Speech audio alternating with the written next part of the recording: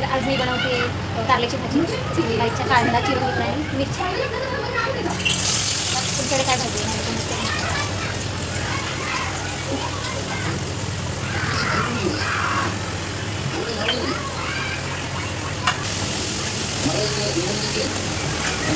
ते इकडंच ठेवते.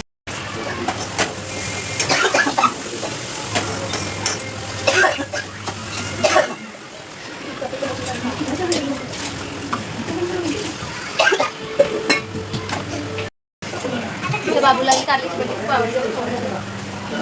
खूप आवडते. आमच्या लहानपणी आम्ही कारल्याची भाजी कडू लागते म्हणून खात नव्हते, पण आमच्या बाबूची फेवरेट भाजी.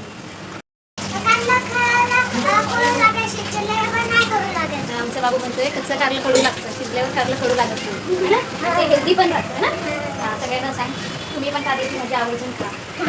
सगळ्यांच्या तब्येतीसाठी हेल्दी राहते.